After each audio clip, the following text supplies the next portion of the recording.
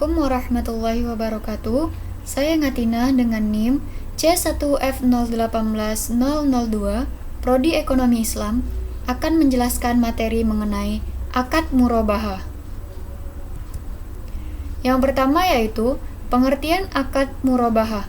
Murabahah berasal dari kata rob yang berarti perolehan, keuntungan, atau tambahan. Muhammad Ayub mendefinisikan dalam murabahah penjualan harus mengungkapkan biaya dan kontrak yang terjadi dengan margin keuntungan yang disetujui. Adi Warman Akarim menjelaskan tentang salah satu skim fikih yang paling populer digunakan oleh perbankan syariah adalah skim jual beli murabahah. Transaksi murabahah ini lazim digunakan oleh Rasulullah dan para sahabatnya. Secara sederhana, murabahah berarti suatu penjualan barang seharga barang tersebut ditambah keuntungan yang disepakati. Misalnya, seseorang membeli barang kemudian menjualnya kembali dengan keuntungan tertentu.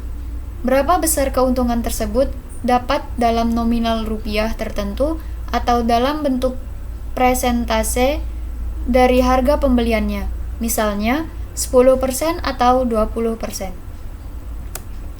Yang selanjutnya yaitu jenis akad murabahah. Yang pertama, akad murabahah dengan pesanan. Pada akad murabahah ini, transaksi jual beli terjadi setelah penjual membeli barang yang telah dipesan oleh pembeli terlebih dahulu. Pesanan tersebut dapat bersifat maupun tidak mengikat.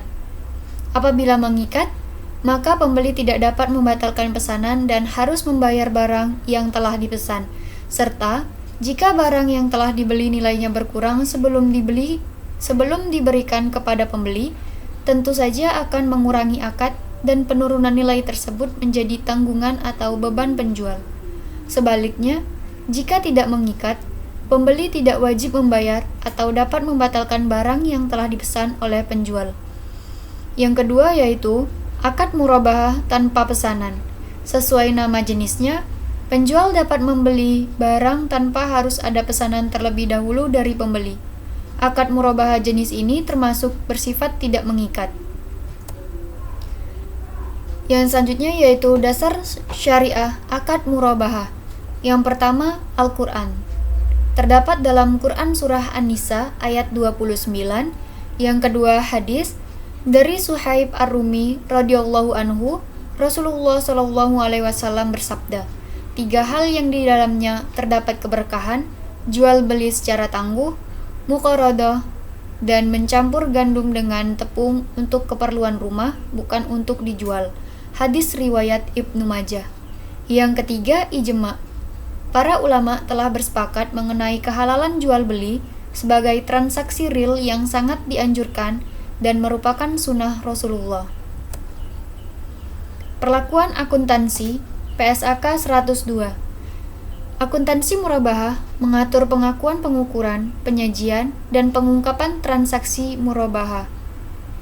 PSAK 102 diterapkan untuk yang pertama, lembaga keuangan syariah dan koperasi syariah yang melakukan transaksi murabahah, baik sebagai penjual maupun pembeli.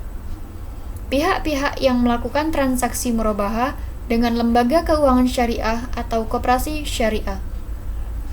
Akuntansi untuk pembeli, pada saat perolehan, aset murabahah diakui sebagai persediaan sebesar biaya perolehan. Sedangkan, akuntansi untuk pembeli akhir, aset yang diperoleh melalui transaksi murabahah diakui sebesar biaya perolehan murabahah tunai. Selisih antara harga beli yang disepakati dengan biaya perolehan tunai diakui sebagai beban murabahah tangguhan. Yang selanjutnya penyajian. Piutang murabahah disajikan sebesar nilai neto yang dapat direalisasikan, yaitu saldo piutang murabahah dikurangi penyisihan kerugian piutang. Margin murabahah tangguhan disajikan sebagai pengurang piutang murabahah. Beban murabahah tangguhan disajikan sebagai pengurang utang murabahah. Demikian materi yang dapat saya sampaikan. Lebih dan kurangnya saya mohon maaf. Billahi taufiq wal hidayah. Wassalamualaikum warahmatullahi wabarakatuh.